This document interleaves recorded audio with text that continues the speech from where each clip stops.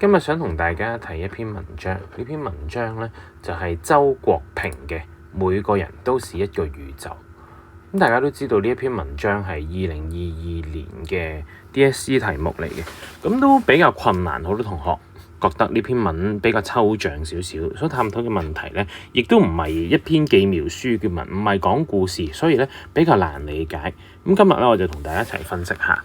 喺第一段度，作者就講啦，有兩種自信，一種係人格上嘅獨立自主，藐視世俗嘅輿論同埋公理；另外一種呢，就係理智上嘅狂妄自大，永遠自以為是，自我感覺非常之好。第一段區分咗兩種人，一種就係人格上獨立自主，另外一種呢，就係狂妄自大嘅人。作者係肯定前者，批評後者嘅。換言之，前者人格上獨立自主就係呢篇文章作者主要想帶出嘅觀點，主要想探討嘅就係人格上獨立自主究竟係一門乜嘢嘅學問啦。第二段，人生在世總要有依託，否則會無聊空虛。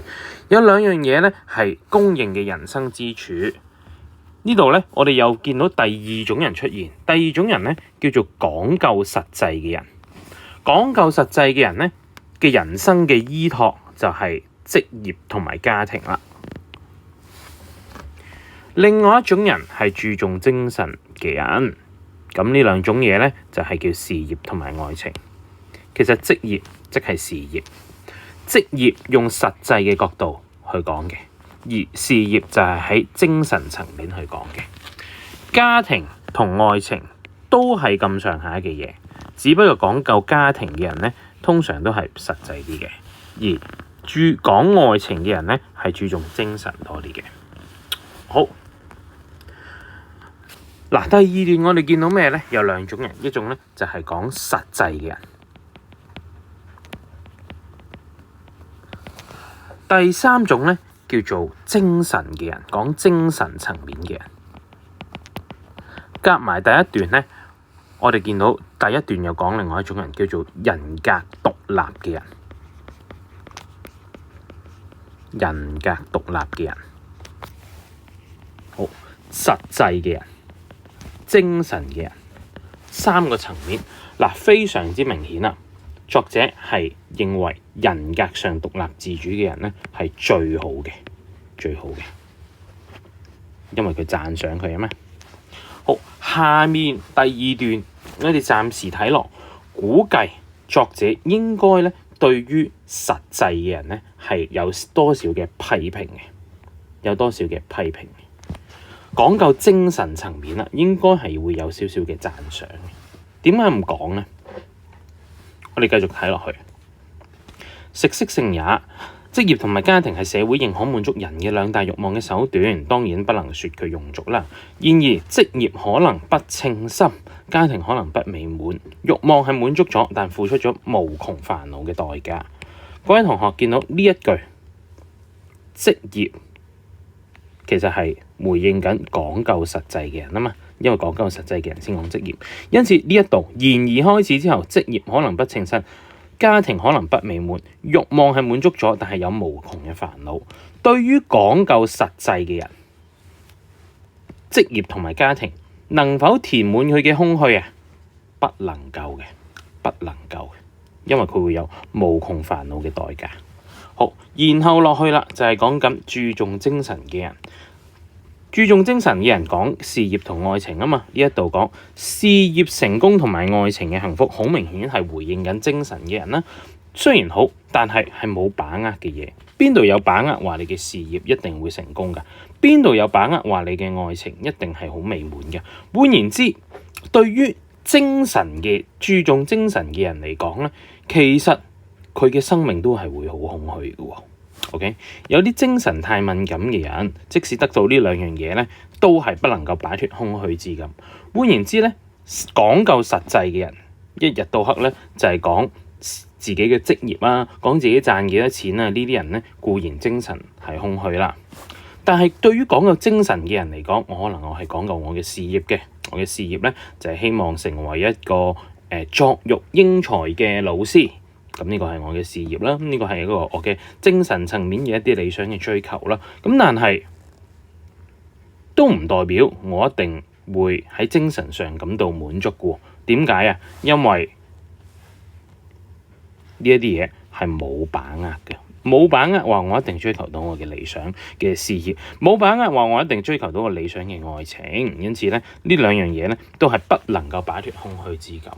換言之，我哋見到呢一度呢兩樣嘢，作者認為有一樣比較好，有一樣比較差少少。咁但係呢兩樣嘢咧，都係會令人係空虛。無論你係一個追求實際嘅人，你講究錢，咁你當然空虛啦。一日到黑淨係賺錢，冇時間做自己喜歡做嘅嘢，當然令人空虛啦。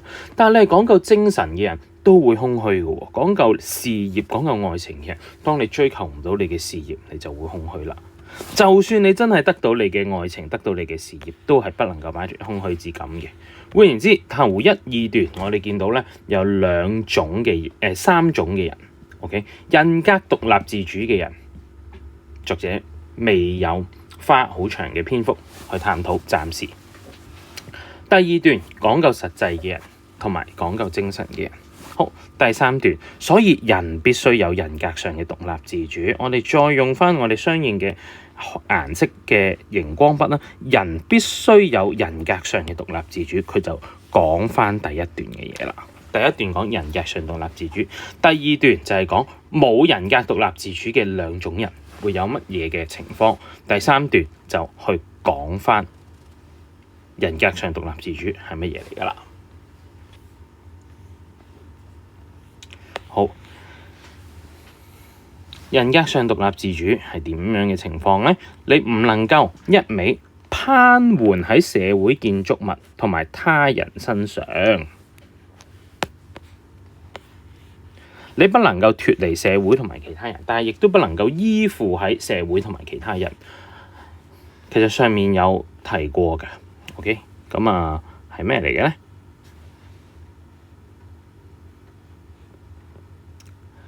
咧？例如社會上有一啲嘅客觀嘅標準去判斷一個人係咪成功啦，例如你嘅錢啦，你嘅成就啦。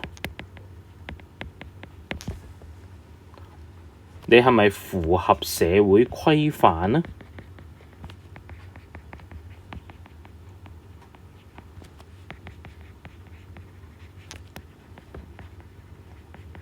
何以見得呢？我哋見到人格上獨立自主。咩叫人格上獨立自主啊？即係藐視世俗嘅，好似我哋嘅辛棄疾咁啊。孤高不群嘅，藐視世俗嘅輿論。輿論話你好，你就開心；輿論話你唔好，你就唔開心。人格上不獨立自主啦，功利嘅，賺到錢就開心，賺唔到錢就唔開心，就唔係人格上獨立自主啦。換言之，呢一度講緊嘅社會建築物同埋他人身上，就係講緊社會嘅輿論啦、社會嘅公理啦等等啦。呢一啲咧係作者認為係不可取嘅。你必須要喺生命嘅土壤裡面扎根，你要咧拋下自己嘅矛，矛係可取嘅。生命嘅土壤裡面扎根係可取嘅。咁矛係乜嘢咧？矛係可取，社會嘅成就規範、社會嘅輿論係唔可取。換言之，矛等於乜嘢咧？呢樣嘢就係上面嗰樣嘢嘅相反啦。我哋又咁樣推論到矛係乜嘢嚟嘅？一個人如果將自己係依附喺身外嘅事物，身外嘅事物仍然係講緊呢一堆嘢。即使是極其美好嘅事物、順利嘅時候咧，都冇乜問題啦。一旦起咗風暴，例如風浪，例如社會嘅動亂、事業挫折、親人亡故、失戀等，風浪即係呢一堆社會動亂加事業挫折加親人亡故加失戀。咁風浪即係咩咧？大家諗一諗。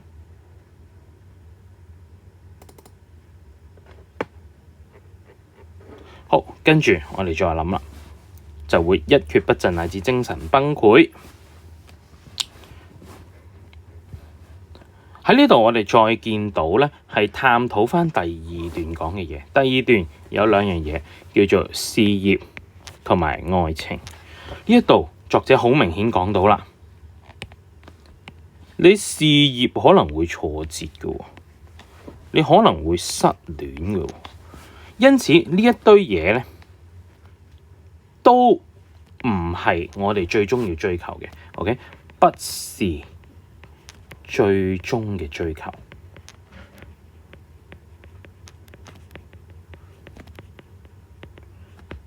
睇第二段咧，我哋會有一種假象嘅，咁有兩種人，一種就講究實際嘅人啦，一種就叫做精神嘅人啦。咁啊，講究實際嘅人咧，我哋就不即係唔可取嘅。咁我哋就好容易會以為講究精神嘅人就可取啦，講事業同愛情啊，慢慢睇落去都唔係嘅，因為講究精神嘅人咧，都第一冇把握得到成功嘅事業同埋愛情啦。第二就係即使得到咗咧，都不能夠擺脫空虛之感。第三段再講啦，如果你係一個好追求事業嘅人，好追求愛情嘅人咧，你都係當你得唔到就會一蹶不振嘅咯。咁所以咧就愛默生所講啦，佢早已係一隻漂流着嘅破船，後來起嘅呢一陣風，不過暴露佢流浪嘅狀態啫。嚟呢一度，佢早已是一隻漂流着的破船。換言之，漂流着的破船一定係一個人嚟嘅，係一個人嚟嘅。點解佢一定係個人嚟嘅？他啊嘛，他自己啊嘛，唔係個人咯。好，第四段，愛默生有長文熱情歌頌愛情嘅魅力，但我更喜歡他的這首詩。換言之，愛默生一般嘅文章係講愛情嘅美好嘅，但我更喜歡嘅一首詩。換言之，呢一篇文唔係講愛情嘅美好，或者甚至乎係講愛情嘅唔美好嘅。呢個咧就係我哋如果你閱讀嘅經驗豐富咧，你由第一句開始已經咧知道作者想講乜嘢。為愛犧牲一切，服從你的心。同學，呢一度見到佢係講緊咩人啊？為愛犧牲一切嘅人，注重愛情嘅人，其實佢講緊注重精神嘅人，講緊愛追求愛情幸福嘅人啦。換言之，我哋咧假設呢度有三種人啦，最高層次嘅係人格獨立自主嘅人，第二層次冇咁高，但係都 OK 嘅，就叫做精神層面嘅人。第三比較再弱少少啦，就叫做注重實際嘅人。我哋分咗三種人。而第二種同第三種咧，都唔係我哋最終，雖然有層次上面嘅分別，但係都唔係我哋咧最終想追求嘅。最終想追求嘅係第一種嘅人。而我哋愛默生呢篇文章係認為愛情冇咁好，講緊愛情嘅係注重緊講緊第二個層面嘅人。為愛犧牲一切，服從你嘅心。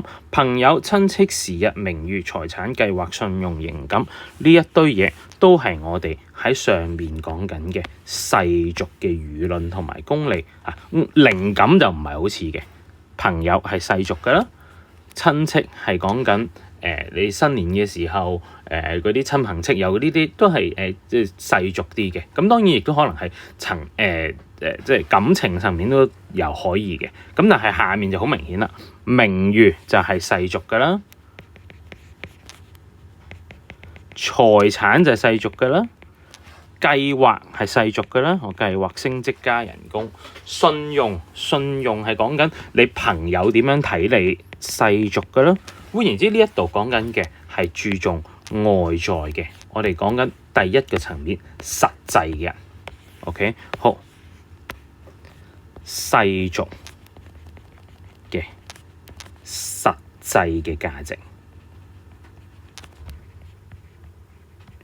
係講緊第一個層次嘅，sorry， 係第三層次嘅。但係為愛犧牲一切，呢一堆嘢都能夠放棄，為愛離棄一切，為愛離棄一切，為愛離棄世俗，為愛離棄實際，呢個係第二層次嘅人，係講緊注重精神嘅人。注重精神嘅人有咩特徵啊？追求愛嘅呢種人係咪最值得我哋學習嘅呢？唔係嘅。然而你聽我說，然而即係但是即係上面講嘅嘢係否定嘅，下面講嘅嘢係肯定嘅。你需要保留今天、明天，你整個的未來，讓他們絕對自由，不要被你的愛人佔領。呢兩句重要啦。原來追求愛情、講究精神嘅人，追求愛情嘅人唔係層次最高嘅，因為愛令人係失去自由，愛令人失去自由。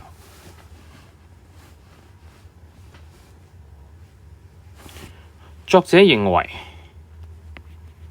我哋不要執着愛，唔好俾你嘅愛人所佔領，唔好執着愛，你就會得到絕對自由。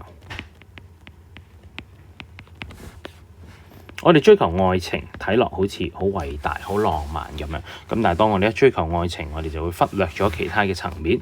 我哋追求愛情咧，我哋就可能會有佔有慾啦，可能會失去咗自己一啲精神價值嘅追求。因此咧，我哋可以有愛情，但係不能夠被愛情佔領晒所有，不能夠執着於愛情。如果你嘅心愛嘅姑娘另有新歡，你還佢自由，你應當知道半人半神走了，神就來了。最難嘅呢兩句，半人半神走了，神就來了。我哋見到愛令人失去自由，不要執着愛，就會得到絕對自由。絕對自由即係人格上嘅獨立自主。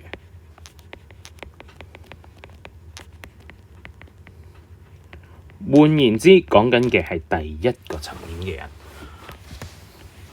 而呢一度半人半神走了，神就來了。我哋同樣見到有三個層次嘅人，第一個層次就係神，第三個層次就係人，第二個層次就係半人半神。人嘅特點係乜嘢？人嘅特點就係講實際嘅，講錢嘅。換言之，係第三個層次嘅人。上面講到第三個層次，講實際、講利益嘅人。半人半神係講咩嘅？半人半神就係講緊追求愛情嘅人。講愛情嘅人就係講佢精神層面第二種人。點解叫佢做？點解話佢有半個神呢？因為佢追求緊嘅都係一啲價值層面，講緊一個精神層面嘅嘢，所以佢係有半神嘅存在。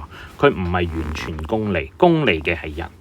講價值嘅，講你事業上面嘅一啲理想嘅，講愛情上面嘅偉大嘅，呢啲係有神嘅存在嘅，有神嘅少少嘅講究價值嘅層面喺度嘅。而神係咩咧？神就係講緊人格上獨立嘅，或者絕對自由嘅，係講緊第一個層面嘅人。咁呢一度咧就解通咗乜嘢叫做半人半神走了，神就來了啦。嚟結尾啦，第五段。世事嘅無常咧，令到好多咧賢哲主張退隱自守，清靜無為，無動於衷。例如我哋嘅王維就係退隱自守嘅人啦。我鍾意見到人生氣勃勃地創辦事業嗱，呢個又見到事業呢個字墮入情網啦，又係講緊愛情。咦，原來上面講到，咦？愛情同事業好似不能夠令到人保持喺精神上咧完全係飽滿，有空虛嘅感覺。事業愛情會失敗，事業愛情唔係人咧最需要追求嘅嘢。但係呢一度咧又認為係唔太差喎。OK， 作者認為咧，作者係認為雖然呢一堆嘢都唔係我哋最終極價值，但係佢認為人係應該係追求事業同埋愛情嘅。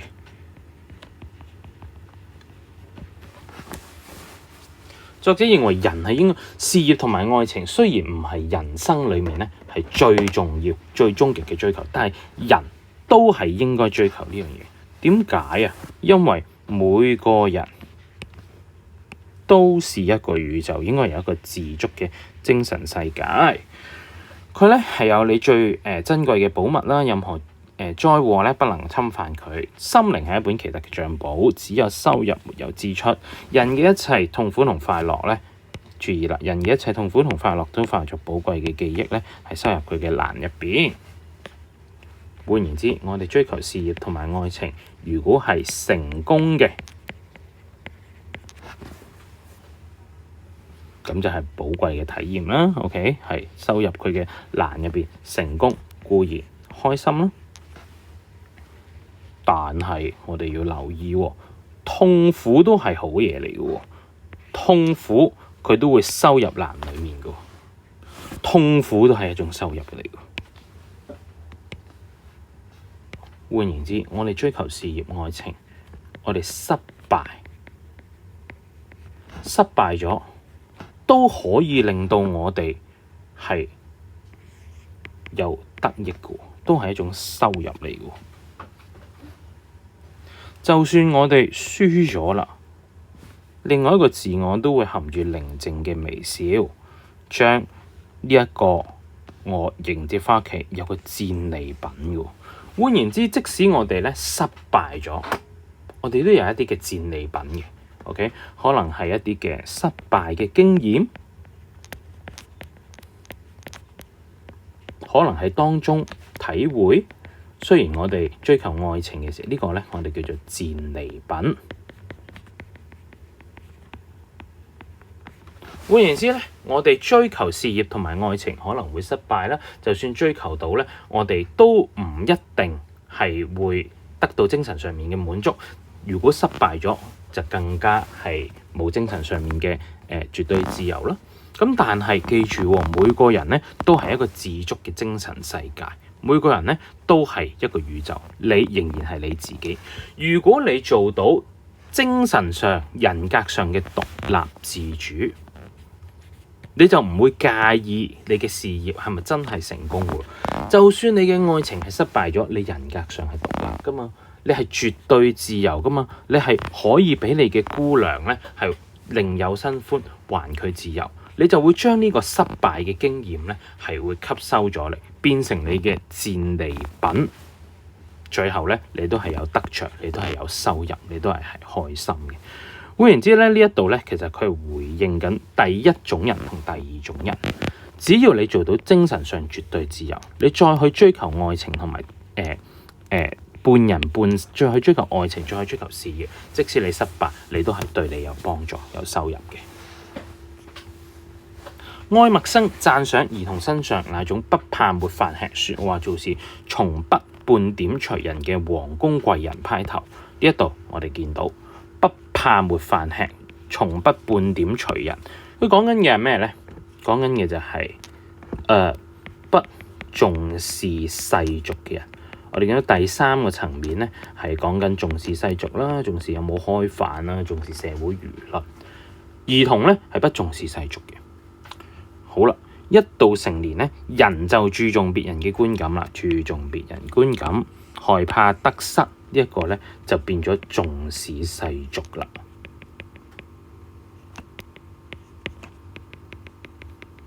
細個嘅時候唔重視世俗嘅，自己想做乜就做乜。大個咗之後，開始會諗多咗人哋嘅諗法，諗多咗人哋點睇自己，重視世俗。一個人喺精神上成熟之後，又會反璞歸真。換言之咧，一個人老下，又會獲得一種自足嘅童心。自足即係咩啊？獨立自主。老咗咧就會變咗獨立自主，又不重視世俗啦。佢消化咗社會嘅成規習見。社會嘅成規習見咧，就係講緊我哋啱啱所講嗰啲啦。社會嘅成規習見就係講緊一啲嘅利益，講緊嘅一啲嘅係社會嘅可能係輿論、他人嘅睇法，將佢哋揚棄咗嘅。佢消化咗社會嘅成規習見，將佢哋揚棄咗。揚棄咧，大家喺題目嗰度都見到啦。揚棄即係將好嘅嘢就保留，將一啲唔好嘅嘢就放棄。社會嘅利益、社會嘅輿論、社會嘅睇法咧，係有好同唔好嘅嘢嘅。當一個人老咗咁上下啦，做到精神上獨立自主啦，佢就可以咧係消化咗社會嘅利益、輿論、他人嘅呢一啲嘅成規習見咧，將佢哋好嘅嘢保留，唔好嘅嘢咧就放棄啦。舉個例，例如我哋真係可以吸收到社會嘅輿論、他人嘅看法，其實都有佢哋重要嘅地方嘅。當我哋吸收咗、保留咗社會上面一啲嘅他人嘅睇法嘅一啲嘅好嘅地方咧，其實可以幫我哋不停咁樣進步啦，幫助我哋咧係達到我哋嘅理想啦，但都幫助我哋達到我哋精神上嘅境界嘅。有咩叫他人嘅睇法啊？例如呢一個辛棄疾咁啊。辛棄疾佢嘅睇法都係他人嘅睇法嚟喎，都係社會嘅成規習見嚟喎。咁但係如果我哋咧消化咗佢，其實可以幫助我哋人格上更加獨立嘅。咁當然咧，社會他人嘅睇法咧，亦都有一啲咧係比較差嘅睇法。例如咧，一日到黑講利益啊，你失敗嘅時候咧就會踩你兩腳。呢一啲咧，我哋放棄咗佢。咁當我哋做到呢一點咧，就可以返璞歸真嘅。我哋咧係做到精神上面嘅成熟噶啦。好，咁呢一度咧就同大家咧分析咗呢一篇文章。遲啲咧我哋會有其他嘅影片咧，係會幫大家去解釋一下呢個嘅題目嘅。咁多謝晒大家。